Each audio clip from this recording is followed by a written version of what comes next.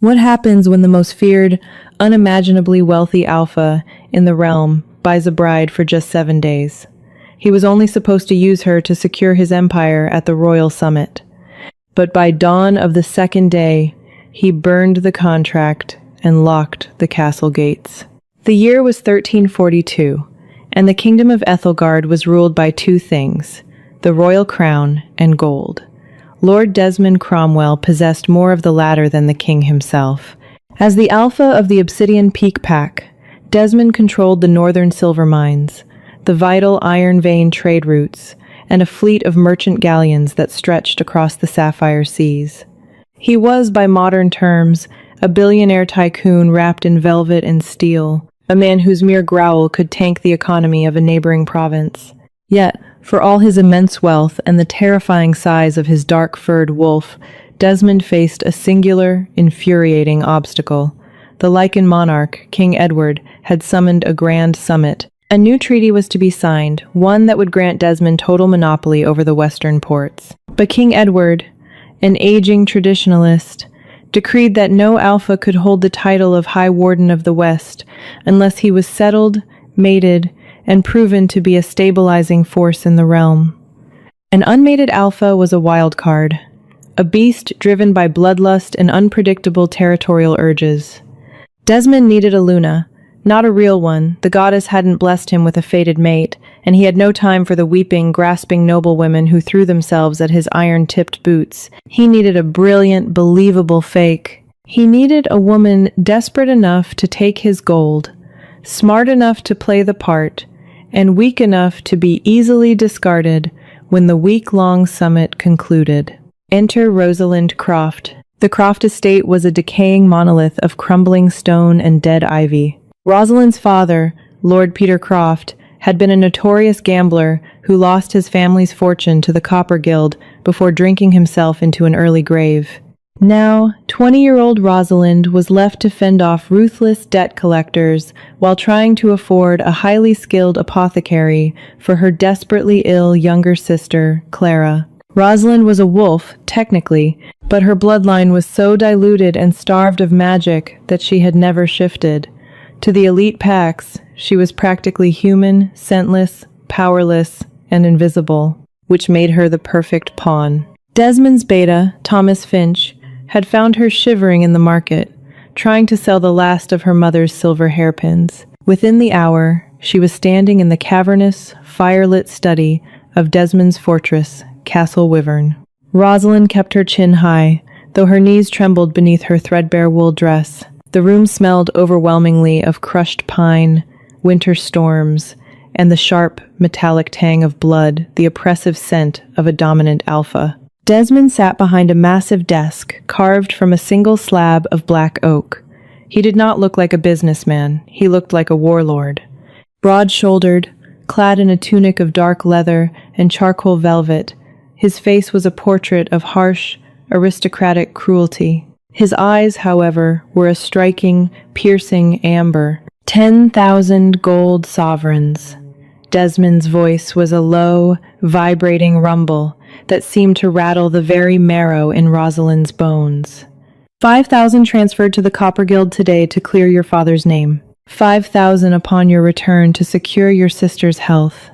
You will act as my devoted mate for 7 days at the royal summit. You will smile. You will wear my colors, and you will speak only when it serves my interests. Rosalind swallowed hard. 10,000 gold pieces was a staggering, unfathomable fortune. It was enough to buy a small fleet of ships, let alone save her sister. And after the 7 days? Rosalind asked, her voice surprisingly steady, though her heart hammered like a trapped bird against her ribs. Desmond leaned forward, resting his chin on a heavily ringed hand. He looked at her with a mixture of cold amusement and bored indifference. After 7 days, I publicly declare that we are incompatible. A tragic, irreconcilable break of the mating bond. You walk away with a fortune, and I walk away with the western ports. We never speak again. Rosalind looked at the heavy parchment on the desk. A blood quill lay beside it. She thought of Clara, coughing up blood in a freezing, damp room. She didn't hesitate. She stepped forward, picked up the quill, and signed her name in sharp, crimson letters. Rosalind Croft. As she lifted her hand, a drop of her blood fell from the quill, splattering against the parchment. Desmond's amber eyes flicked down to the droplet. His nostrils flared, just a fraction of an inch. A strange, violent shudder ripped through his massive frame, hidden quickly beneath his tailored velvet. For a split second, his wolf, the vicious, dormant beast inside him, hurled itself against the bars of his mind, howling a single, deafening word. Mine. Desmond clenched his jaw so hard, his teeth ached. He forced the beast down, dismissing the sudden spike of adrenaline as mere pre-summit anxiety. Thomas, Desmond growled, his voice suddenly much darker, much more dangerous. Take Lady Rosalind to the royal chambers. Have the seamstresses begin immediately. We leave for the capital at dawn. The journey to the royal palace in the capital city of Kingsbridge took an agonizing 12 hours by carriage. The carriage itself was a marvel of medieval engineering, lined with velvet, heated by enchanted coals, and suspended on steel springs. Yet, to Rosalind, it felt like a suffocating wooden box. Desmond sat across from her, radiating an oppressive, suffocating heat. He spent the entire journey reviewing parchment ledgers, entirely ignoring her. Or so she thought. In truth, Desmond was fighting a losing battle against his own senses. Every time the carriage hit a rut, the scent of her sweet lavender, fresh rain, and a haunting, underlying spice washed over him. It was intoxicating. It was maddening. Werewolves relied on scent to determine status, emotions, and mate bonds. Rosalind was supposed to be practically scentless, an unshifted weakling. Yet, to Desmond's heightened alpha senses, she smelled like salvation. He spent the journey digging his nails into his own palms to keep from reaching across the carriage and dragging her into his lap. They arrived at the Grand Palace just as the sun dipped below the horizon, casting the sky in bruised shades of purple and red. The masquerade ball, the opening event of the summit, was set to begin. Rosalind was rushed into a guest suite by a swarm of Desmond's personal maids. When they were finished with her, she barely recognized her own reflection. Gone was the starving, destitute girl in threadbare wool. She was poured into a breathtaking gown of deep crimson silk, the colors of the obsidian peak pack. The corset was woven with spun gold, pushing her breasts up and highlighting the delicate curve of her waist. A heavy, diamond-encrusted wolf's head pendant rested against her collarbone. They placed a delicate filigree mask of silver over her eyes, framing her striking emerald gaze. When she stepped out of the chamber, Desmond was waiting in the corridor. He wore a matching crimson doublet, heavily embroidered with black wolves, and a terrifying obsidian half-mask that made him look like a demon king. When his eyes landed on her, the air in the hallway vanished. Rosalind felt a shiver race down her spine. The way he looked at her wasn't businesslike. It was predatory. It was a look that stripped the silk from her skin and devoured her standing there. "You clean up well, little bird," he murmured, his voice a gravelly whisper that made her toes curl. He offered her his arm. "Remember the rules. Do not leave my side. Do not engage with Alpha Gregory of the River Run Pack. He is my primary rival for the western ports, and he will look for any weakness." "I am no one's weakness, my lord," Rosalind replied proudly, resting her gloved hand on his forearm. The moment she touched him, a literal spark, a jolt of static electricity snapped between them. Desmond flinched, his jaw tightening, but he did not pull away. They descended the grand marble staircase into the ballroom. The hall was a sea of glittering jewels, feathered masks, and the overwhelming territorial sense of hundreds of powerful werewolves. The moment Desmond and Rosalind entered, the music seemed to falter. All eyes turned to the feared billionaire Alpha and the mysterious, breathtaking woman on his arm. They had barely taken 2 steps into the crowd before a tall, sleek man in a blue velvet tunic intercepted them. He had the unmistakable swagger of an alpha, but his scent was oily and sharp. "Alpha, Gregory." "Desmond," Gregory purred, his eyes raking over Rosalind with blatant, insulting hunger. "I heard a rumor you had finally found a Luna. I assumed it was a lie to appease the king. Yet here she is. Though, Gregory leaned in, taking a theatrical sniff of the air around Rosalind. She smells dreadfully thin. What pack does she hail from? I sense no wolf in her at all. Did you buy a human whore to play dress-up, Cromwell? Rosalind's blood ran cold. She prepared to defend herself, but before she could even open her mouth, a deafening, chest-rattling snarl erupted from Desmond. The sound silenced the entire ballroom. The string quartet stopped playing abruptly. Desmond moved with a speed that defied his massive size. In a blur of motion, he grabbed Alpha Gregory by the throat, lifting the man entirely off his feet. Gregory choked, his eyes bulging behind his blue mask as Desmond's claws extended, slicing through the man's velvet collar and drawing a thin line of blood from his neck. "Speak of my mate with that tongue again, Gregory," Desmond whispered, his voice echoing in the dead silent room. "And I will rip it from your skull and feed it to the crows. Apologize to my Luna." Gregory, thrashing and clawing at Desmond's immovable arm, gasped out, I apologize, my lady. I meant no disrespect." Desmond tossed the rival Alpha aside like a discarded rag. Gregory crashed into a table of crystal goblets, shattering them to pieces, before scrambling away in humiliation. Desmond turned back to Rosalind, his chest heaving, his amber eyes glowing with a terrifying, unnatural luminescence. The beast was at the surface. Without a word, Desmond grabbed Rosalind's waist and pulled her flesh against his solid chest, leading her into a fierce, dominating waltz as the musicians hurriedly resumed playing. "That was unnecessary," Rosalind hissed under her breath, trying to ignore the heat radiating from his body and the way his large hand splayed possessively over the small of her back. "We are supposed to be diplomatic. You nearly killed him over a fake title." Desmond leaned down, his lips brushing the shell of her ear. "He disrespected what is mine. No one disrespects what is mine." "I am not yours," she reminded him firmly, though her breath hitched at his proximity. "I am an employee. For 6 more days." Desmond didn't answer.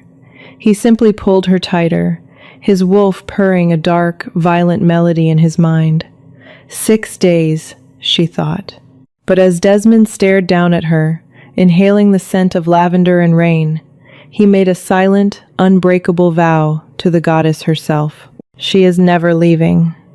That night, Rosalind was escorted to a lavish guest chamber adjoining Desmond's suite. According to the plan, they were to sleep in separate quarters. Rosalind locked her door, stripped off the heavy silk, and fell into the feather bed, exhausted by the adrenaline and the terrifying intensity of her employer. She thought she was alone, but outside her thick oak door, Desmond Cromwell dismissed his elite guards with a wave of his hand. He did not go to his own bed. Instead, the most powerful alpha in the kingdom spent the entire night sitting in a velvet chair in the corridor, staring at her door, guarding her while she slept, his chest rumbling with a deep, possessive growl every time a servant dared to walk down the hall. The morning of the second day broke with a cold, pale light streaming through the stained glass windows of the royal palace. Rosalind awoke in a panic, the events of the previous night rushing back to her. The masquerade, the violence, the suffocating magnetic pull she felt whenever Desmond looked at her. She dressed quickly in a modest gown of forest green, determined to re-establish the boundaries of their business arrangement. She found Desmond in his private solar, standing over a large map of the realm spread across an oak table. He was already dressed for the day's event, the royal hunt. "Good morning, my lord," Rosalind said smoothly, keeping her distance. Desmond didn't look up from the map, but she saw the muscles in his broad shoulders tense beneath his leather tunic. "Did you sleep well, Rosalind?" "I did. However, I have a request regarding our contract," she said, stepping forward. "Given the danger you exposed me to last night with Alpha Gregory, I would like an advance on the final 5,000 sovereigns. I want my beta, Thomas, to deliver it to my sister Clara today. If something happens to me here, I need to know she is safe." Desmond finally looked up. His amber eyes were dark, stormy, and completely devoid of the detached businessman she had met yesterday. He hated the word contract. Every time she said it, his wolf clawed at the inside of his ribs, demanding he claim her properly and make her forget the word entirely. "Thomas has already been dispatched to your estate," Desmond said softly. Rosalind blinked in surprise. "He has? With the gold?" "No," Desmond replied, walking slowly around the table toward her like a predator cornering a doe. "With a carriage, Clara is being relocated. I have moved her to the private wing of Castle Wyvern. My personal physicians, the best in the realm, are tending to her as we speak." Rosalind's heart stopped, a cold dread washing over her. You moved my sister? Without my permission?" "Lord Desmond, that was not part of the agreement. Castle Wyvern is a fortress. She won't be able to leave." "Neither of you will lack for anything," Desmond said smoothly, stopping mere inches from her. The scent of pine and iron was overwhelming. "She is safe. Safer than she would ever be in that rotting ruin you call a home." "But she is isolated. You have cut off my only family." Rosalind's voice rose in panic.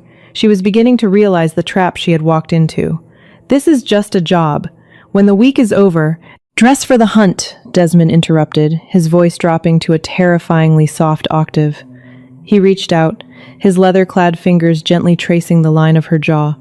"The king expects to see us ride together." "Do not test my patience today, Rosalind."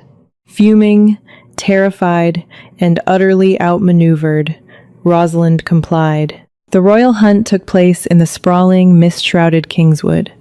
It was a brutal werewolf tradition where the alphas and their lunas hunted wild boar on horseback, a display of strength and unity. Rosalind, an excellent rider, despite her poverty, was mounted on a magnificent white mare, riding beside Desmond's monstrous black stallion.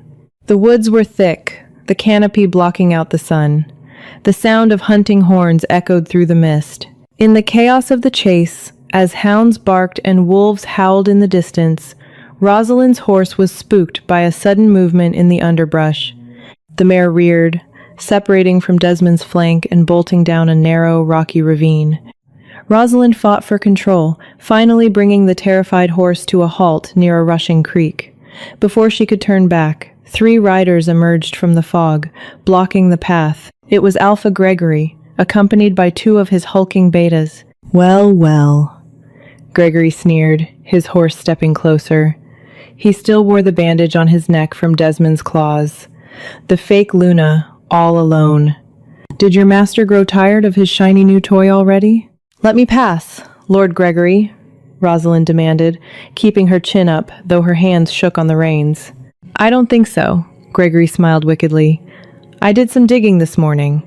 Lord Petercroft's daughter, penniless, a dormant wolf with no magic. You are a fraud, a paid actress.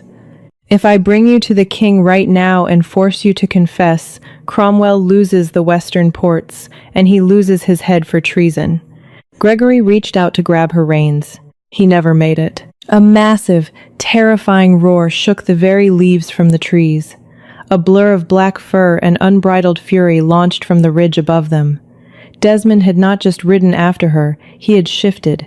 The monstrous obsidian wolf, standing nearly 7 feet tall at the shoulder, slammed into Gregory's horse. The impact shattered the horse's ribs and sent Gregory flying into the mud. Desmond's betas didn't even have time to draw their swords before Desmond's jaws clamped down on the first man's arm, snapping the bone like a dry twig. It was a massacre. Desmond was entirely feral, lost to the bloodlust of protecting his mate. He stalked toward Gregory, who was crawling backward in the mud, screaming for mercy. The giant black wolf placed a heavy paw on Gregory's chest, pinning him down, and bared teeth the size of daggers. "Desmond! Stop!" Rosalind screamed, sliding off her horse and running toward the beast. "You'll kill him! You'll ruin the treaty!" The giant wolf froze. He turned his massive, blood-spattered head toward Rosalind. The primal fire in his amber eyes softened just a fraction at the sound of her voice. Slowly, painfully, the sound of bones cracking echoed through the clearing as Desmond shifted back into his human form. Kneeling in the mud, completely naked and entirely unfazed by it. He stood up, grabbing a cloak from his saddle to drape over his broad, scarred shoulders. He didn't look at the bleeding men on the ground. He marched straight to Rosalind, grabbed her by the upper arms, and practically dragged her toward his horse. "We are leaving," he snarled. "Leaving the hunt?" "Desmond, the king." "Damn the king! Damn the treaty!" Desmond roared, his voice echoing off the trees. He threw her onto the front of his saddle and swung up behind her, encasing her in his massive arms. They rode back to the palace in a terrifying silence. When they reached Desmond's private chambers, he slammed the heavy oak door shut behind them, throwing the iron bolt into place with a resounding Times clang. Rosalind spun around, furious and trembling. "Have you lost your mind? You just assaulted a rival alpha during a royal event. The king will strip you of everything. You hired me to prevent exactly this kind of madness. Give me my contract." "I want my contract honored, and I want to go back to my sister." Desmond walked over to his desk. He opened a locked iron drawer and pulled out the heavy parchment they had signed just 24 hours ago. The blood quill signature was stark against the white paper. "You want your contract?" Desmond asked, his voice eerily calm. "Yes. I have upheld my end, and you have done nothing but put me in danger and kidnap my sister. I am leaving." Desmond walked over to the roaring fireplace. Without breaking eye contact with her, he tossed the parchment directly into the flames. Rosalind gasped, rushing forward, but Desmond caught her around the waist, pulling her flush against his chest. The fire illuminated his harsh features, his eyes burning brighter than the coals. "There is no contract," Desmond whispered, his voice dark and absolute. "There is no treaty. There is no money. I don't care about the western ports, and I don't care about the king. You were hired for a week, Rosalind, but you are staying for a lifetime." "You can't do this," she cried, pushing fruitlessly against his chest. "I am not yours to keep." Desmond grabbed her chin gently but firmly, forcing her to look into his glowing amber eyes. "You have been mine since the moment you walked into my study. My wolf recognized you. You are my true, fated mate. And no force in this realm, not gold, not the king, and certainly not you, will ever make me let you go." The realization hit her like a physical blow. She wasn't an employee. She was a prisoner to the mating bond of the most dangerous man in the world. And it was only day 2. The heavy iron bolt of Desmond's chamber door felt less like a lock and more like the ceiling of a tomb. Rosalind stood trembling in the center of the opulent room, the crackling hearth casting long, dancing shadows across the blood-red velvet walls. Desmond Cromwell, the billionaire alpha who held the realm's economy in his blood-stained hands, had just casually tossed her only ticket to freedom into the roaring flames. The parchment curled, blackening at the edges before disintegrating into meaningless ash. "Fated mate," Rosalind whispered, the words tasting foreign and bitter on her tongue. "You lied to me. You knew this before I even signed the parchment yesterday." Desmond stepped away from the fire, his massive frame radiating an oppressive, suffocating heat that made the very air in the room feel dense. "I sensed it the moment your blood hit the page, Rosalind. My wolf has been tearing at my sanity for 2 days, thrashing against my ribs, demanding I claim you, mark you, and slaughter anyone who even looks in your direction. Burning that contract was not a breach of our terms. It was an act of mercy for the rest of this wretched kingdom." "Mercy?" Rosalind scoffed, her emerald eyes blazing with a defiant, furious fire that took Desmond by surprise. She was supposed to be a dormant wolf, a penniless noble with no pack and no standing.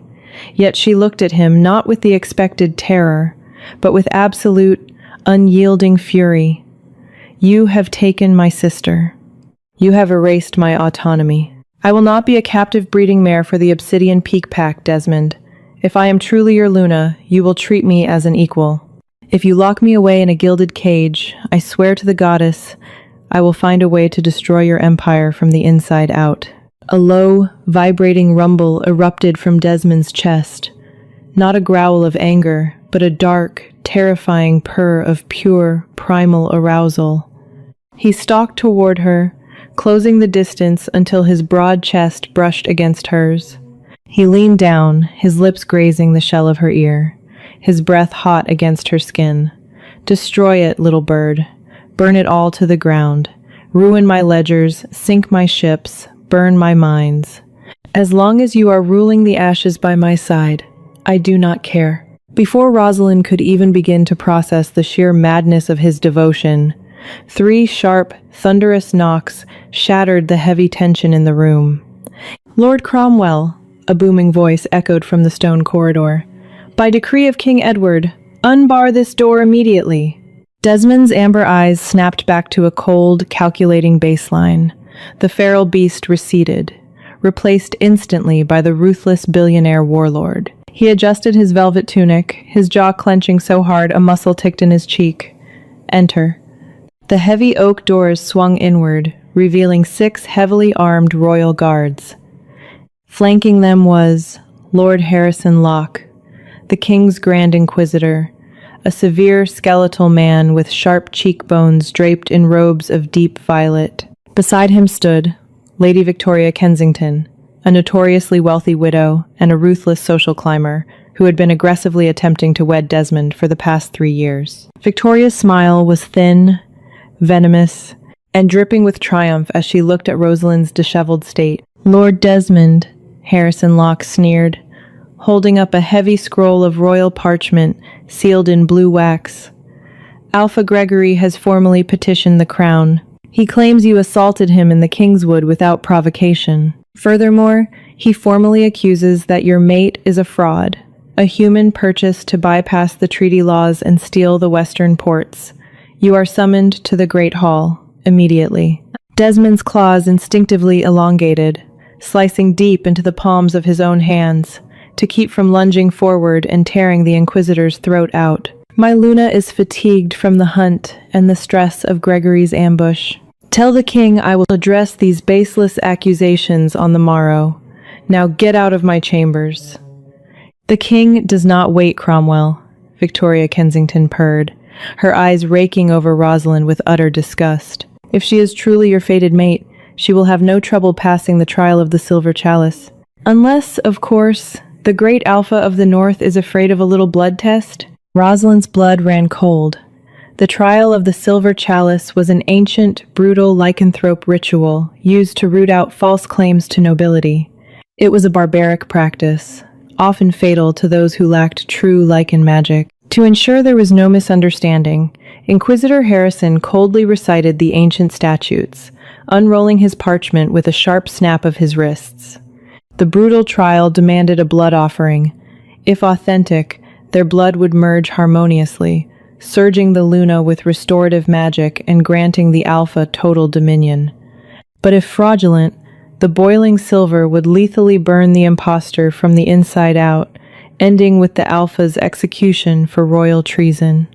If you refuse the trial, Harrison stated flatly, rolling the parchment back up, the treaty is instantly void, your lands are forfeit to the crown, and the girl will be sent to the dungeon for fraud. Desmond stepped boldly in front of Rosalind, his massive shoulders shielding her entirely from their view. I will not subject my mate to a barbaric blood ritual to satisfy Gregory's bruised ego and Victoria's jealousy. I will do it, Rosalind's voice rang out, clear and unyielding from behind him. Desmond whipped around, his eyes wide with genuine panic. No, you have no magic, Rosalind. The silver will kill you. I will slaughter every guard in this palace before I let them touch you.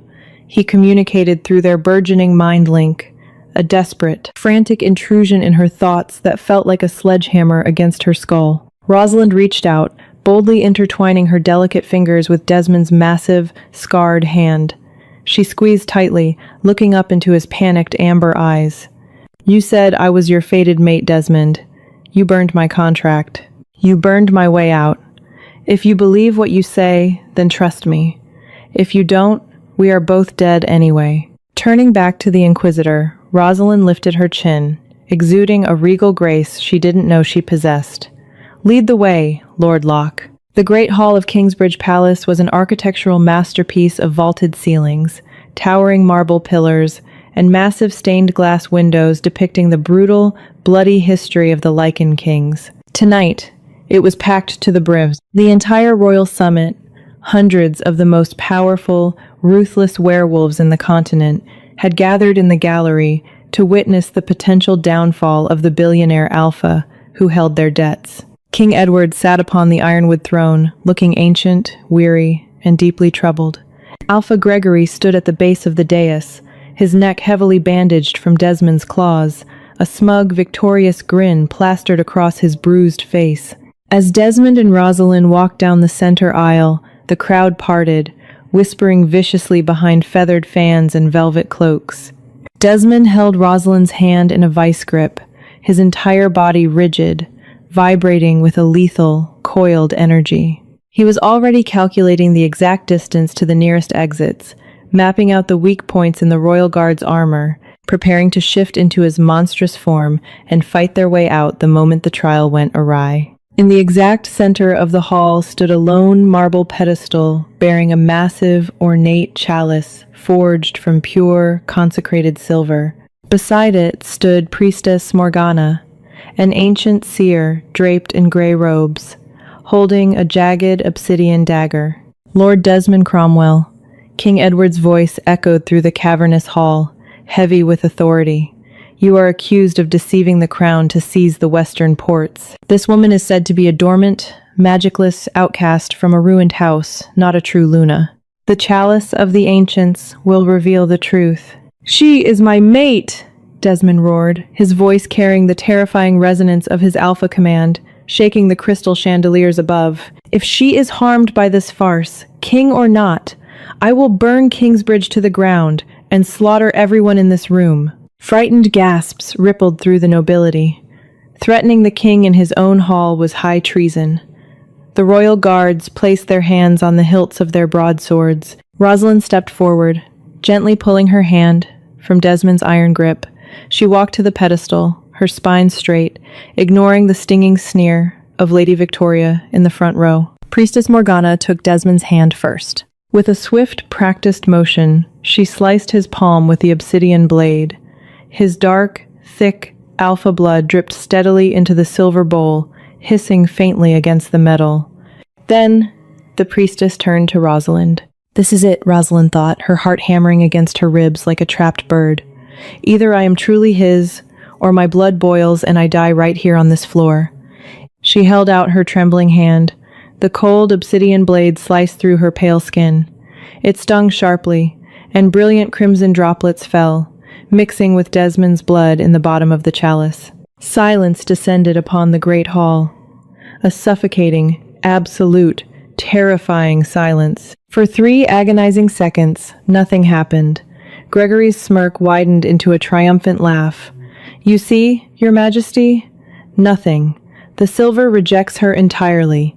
She is a fake. Arrest them both for treason. But Gregory celebrated too soon.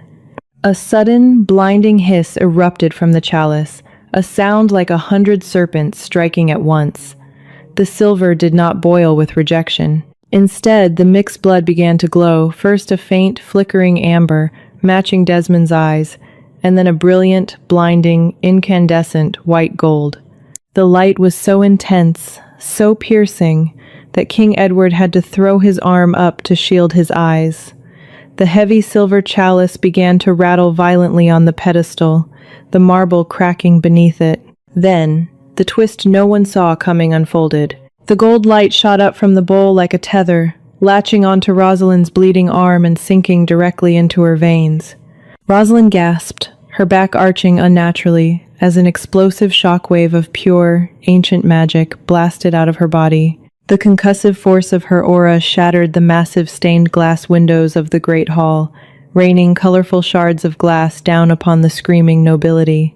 The sheer, terrifying force of her magical presence dropped half the room to their knees instantly. Alpha Gregory was thrown backward through the air, crashing violently into a marble pillar and slumping to the floor, coughing up blood. Rosalind was lifted an inch off the ground, hovering as the dormant magic repressed and blocked for generations finally shattered its genetic chains. When she opened her eyes, they were no longer a soft emerald green. They were glowing a brilliant, luminescent, piercing silver. Her hair billowed around her as if caught in a violent hurricane.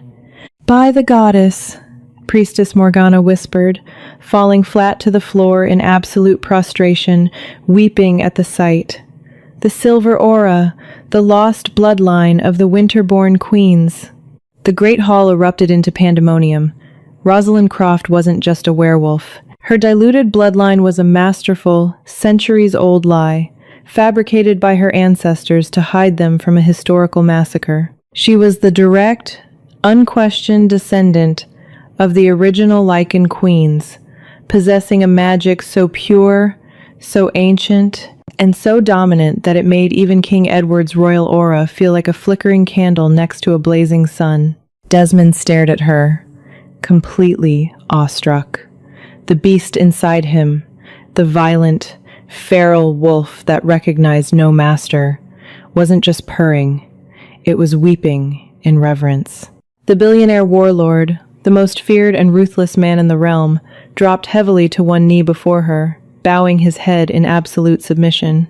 The golden blood in the chalice crystallized into a flawless, glowing gemstone, fusing to the bottom of the bowl. The mating bond was not just real, it was sovereign. It was ordained by the gods.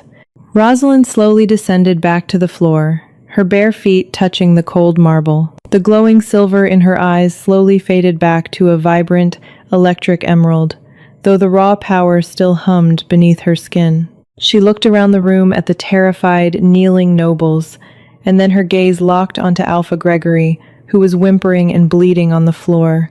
"Lord Gregory," Rosalind's voice echoed through the broken hall.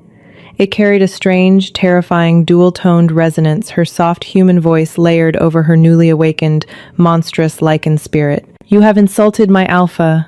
You have questioned my blood. And you have wasted my time." She raised her hand, and without even touching him, the sheer atmospheric pressure of her newly unleashed Luna aura forced Gregory's face into the cold marble floor, cracking the stone beneath his jaw. "The Western ports belong to the Obsidian Peak Pack," Rosalind declared, her voice ringing with absolute, unchallengeable authority. She turned her piercing gaze to King Edward. "Do you object, Your Majesty?" King Edward, pale, trembling, and entirely stripped of his bravado at the manifestation of a living winterborn queen, shook his head rapidly. "No, Lady Rosalind. The treaty is yours. The ports are yours. Forgive our insolence." Rosalind turned away from the king, her eyes finding Desmond.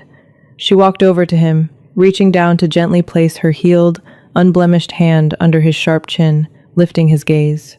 The fierce, terrifying Alpha looked up at her with a love so deep, so consuming, and so possessive that it bordered on total madness. "Stand up, my Alpha," she whispered, the dual tone gone from her voice, replaced by the soft warmth he craved.